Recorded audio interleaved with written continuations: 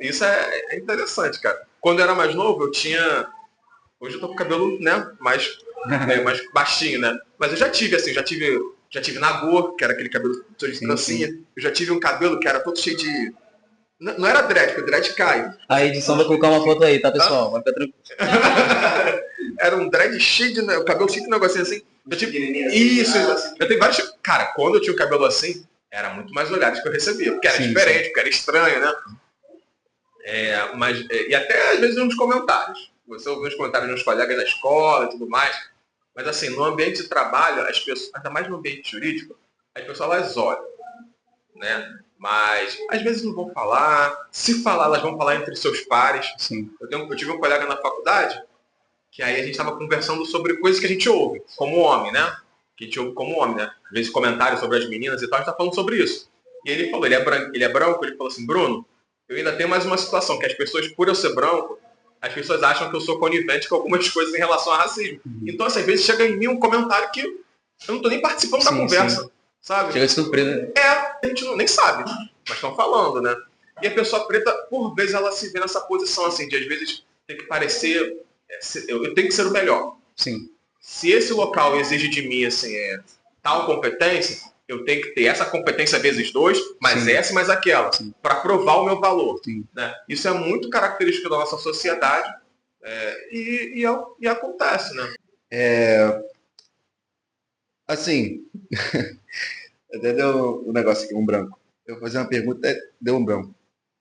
Acabou. Mas você acha que a gente vive na área da internet? A verdade é essa. A gente vive na era do conhecimento e hoje em dia, pô, isso aqui é acessar a internet, o Google é muito fácil. Era da informação. A era da informação, com certeza.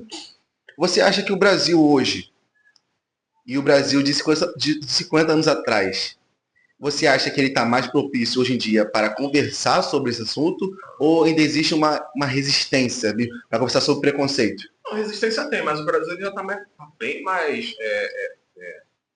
O ambiente está mais propício para essa conversa, para a gente Tá, falar né? sobre essas coisas, que antes, assim, era bem mais complicado, né? 50 anos atrás eu não era vivo, mas pelos relatos que eu ouço, assim, da minha mãe, Uhum. da minha avó, quando viva, né? Eram relatos, assim, de pessoas que, às vezes, não tinham muitas oportunidades, ou se tinham, ainda mais para a mulher, né? Eram oportunidades bem mais difíceis de você se inserir no mercado de trabalho, né?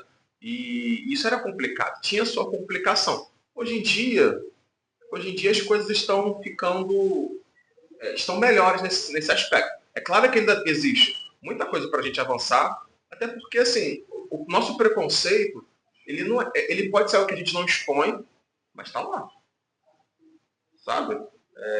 Nas oportunidades, no momento assim, em que tem uma pessoa para uma vaga de trabalho e tem outra, e aí você dá preferência para uma, tá ali o preconceito.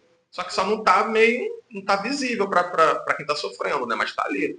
Então, assim, é um momento que a gente vive num momento em que, de fato, nós precisamos trabalhar mais, falar mais sobre isso, mas também houve uma melhora. Até com políticas públicas, leis. Hoje existe uma lei do racismo. Tem mais movimentos hoje em dia contra isso, né, também. E o racismo também foi virar crime em 90 e pouco. E foi ontem, praticamente. É. Não tem como isso, é inadmissível. A lei do racismo, por exemplo, ela tem uma lei de 1989, né, que é conhecida como a lei do racismo, e recentemente a gente vai tendo algumas alterações, conforme a sociedade vai avançando, a gente vai tendo algumas evoluções na nossa construção, né, normativa. Né? Tem a lei, que você está falando que é a lei de 1989, que é uma lei sobre racismo. A gente teve uma lei também no ano de 2023 que tirava o racismo de ser, eu vou explicar, isso é uma questão jurídica, mas tirava o racismo assim, da necessidade da pessoa denunciar. Hoje em dia, se o Ministério Público recebe informação de que houve um caso de racismo, o Ministério Público por si só pode se movimentar. Antes não, antes a pessoa precisava denunciar, precisava ter assim toda uma questão ali da pessoa se movimentar em prol disso. Hoje em dia, o Ministério Público já recebe aquilo como uma ofensa à sociedade. E por ser uma ofensa à sociedade, o próprio Ministério Público é quem vai dar encaminhamento com essa denúncia. A pessoa hoje em dia, ela pode continuar denunciando, fazendo boletim de ocorrência e tudo mais, as questões de racismo, e o Ministério Público vai atuar, mas já é uma evolução diferente, né? Porque antes eu precisava movimentar para o Ministério Público atuar. Hoje em dia, não. O Ministério Público, tomando a informação, tomando ciência da situação, ele vai atuar de bate-pronto, né? E você comentou, né, agora uma coisa muito importante. E em cima do que você comentou, eu queria fazer uma pergunta, que Claro. é muito curioso para saber, enfim. Você comentou, né, sobre o fato das pessoas terem mais oportunidades nessa sociedade.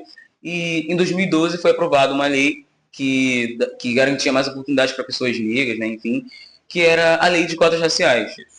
E o que mais a gente vê aí são pessoas, né, comentando sobre, né, mesmo pessoas fora ou dentro do grupo que atende, né, que essa lei atende, temos várias pessoas que têm argumentos contra e a favor dessa lei. A gente queria saber o que você acha sobre essa lei, se é necessária, se é desnecessária, se ajuda em alguma coisa.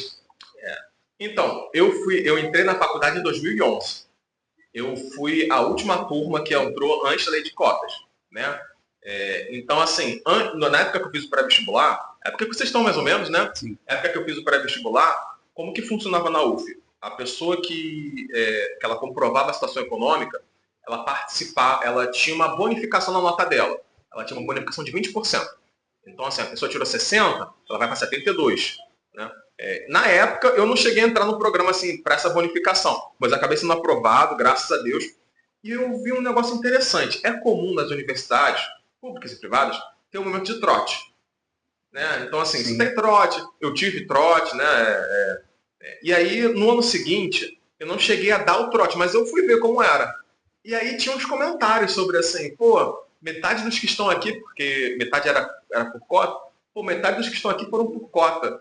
Assim, e o comentário era, metade não tem mérito de estar aqui.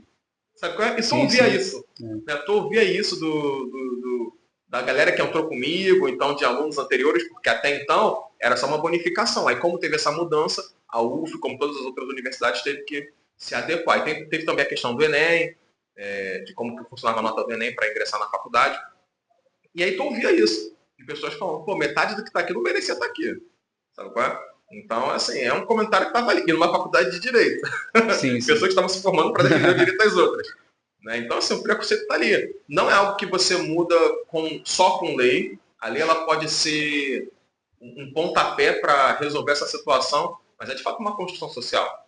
Porque se a lei está aqui e ela não se permeabilizar para a sociedade, ela fica num patamar de quase de ineficiência, de ineficácia. Então a lei ela precisa entrar na sociedade. É por isso que são importantes as outras políticas públicas, por isso que é importante pessoas pretas também avançarem, alcançarem, né, para ser se interessarem, né? Não, para elas serem um molde para outras pessoas. Sabe qual é? Porque quando a gente não tem um molde de olhar para uma pessoa preta e falar, caraca, eu acho que eu consigo alcançar lá também.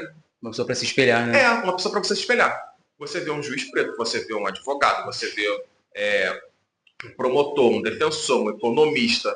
Você tem uma pessoa que um dia você olhou e, pô, me motivou a estar onde eu tô hoje? Na minha situação foi a minha mãe. Sim. Cara, minha mãe, ela o primeiro, pelo que ela me conta, o primeiro trabalho dela foi como sapateiro. Né? Assim, auxiliar ali de sapateiro, né? E aí, uma das minhas tias fez técnico de enfermagem, e aí foi uma escadinha. Eu tenho muitas tias. E aí uma foi ajudando a outra a conseguir fazer o curso de técnico de enfermagem. Aí umas foram técnicas, outras foram auxiliares de enfermagem. A minha mãe fez o curso dela de técnico de enfermagem, e aí com o dinheiro ela ajudava as irmãs mais novas e também pagava a faculdade. A minha mãe foi e fez enfermagem. E depois disso, minha mãe ela fez faculdade de enfermagem, se formou e fez 2 concursos públicos. Ela fez um monte, mas ela passou em 2 concursos públicos. Que um era o concurso público municipal, para trabalhar ali no Herculano Pinheiro, em Madureira, em frente ao Mercadão de Madureira, e o outro para trabalhar no Hospital da Posse, lá em Nova Iguaçu. Então, assim, e aí com esse trabalho, né, concurso público e tudo mais, ela contribuiu no centro da nossa casa. Meu pai também, meu pai trabalhava embarcado, né? Ele era taifeiro. Taifeiro era a pessoa responsável assim, por cuidar das coisas do navio, da organização, comida, o serviço geral, né, do navio. E ele trabalhava muito tempo fora. Então, assim, às vezes era até engraçado, cara. Meu pai ficava 20 dias, 15 dias em casa, daqui a pouco era 3 meses. Sim. China, Austrália e tal. Ele voltava cheio de histórias de viagem, mas sem a presença dele, né? Então era mais ou menos essa a nossa realidade. E aí a pessoa que eu me inspiro bastante foi minha mãe. Ela sempre te motivou, né? Enfim, a Bastante. lutar pelos seus objetivos, a ter um futuro promissor. Ela teve É. muita influência, então. Ó, Se hoje é difícil naquela época, né? cara, Naquela época era. assim, eu tive através de uma tia foi que as coisas começaram a acontecer, assim, e foi muito bacana. A minha mãe teve, eu terminei o ensino médio e eu não tinha passado para nenhuma universidade. E aí, assim, eu tinha conseguido algumas bolsas e tal, mas eu ficava pensando assim, caramba, eu acho que com o ensino que eu tive, eu acho que eu consigo ser aprovado numa universidade pública. E aí eu fiz um trato com a minha mãe, né? Falei, mãe, vamos fazer um trato. Eu faço 1 ano de pré-vestibular, eu me dedico. Se eu não conseguir ser aprovado, assim, eu vou para a universidade privada que eu consegui bolsa, né? Mas me dá essa oportunidade. Aí a gente foi, se apertou um pouquinho, aí eu fiz mais 1 ano de pré-vestibular e graças a Deus eu consegui a minha aprovação. Né? Que eu pensava muito no longo prazo, assim, falei, caramba, eu não quero dar assim, mais despesa. Pô, minha mãe teve despesa comigo com escola e tudo mais, e eu queria dar essa moral. Né? E aí foi quando eu consegui a aprovação para a UF. E é isso aí, cara. Você falou, você se esforçou, né? Estudou bastante e conseguiu, e não foi eu digo assim, não foi pela sua cor de pele que você desistiu, não foi pelo preconceito que você viu que você desistiu. Falou, não, eu consigo, eu tenho capacidade intelectual para isso. É isso aí. Entendeu? Não é porque é minha cor de pele que eu não vou conseguir. Entendeu? Assim, muitas vezes, cara, isso é muito interessante, cara. A pessoa preta, às vezes, às vezes ela passa por isso, assim, de às vezes, Desacreditar. não se achar capaz. E ela é capaz. É.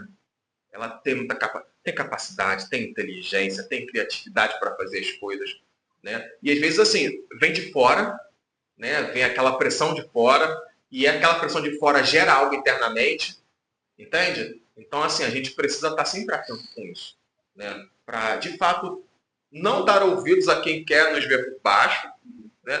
E saber, cara, nós somos capazes, nós temos criatividade, nós temos a mesma capacidade que as outras pessoas. Eu não sou menor, né? Também não posso ficar me olhando assim como maioral, né? Mas eu também não posso ficar me vendo por baixo, sabe qual é? E isso é importantíssimo. Eu estava até conversando com a minha esposa esses dias, cara, da gente, de fato, se olhar assim como Deus nos olha.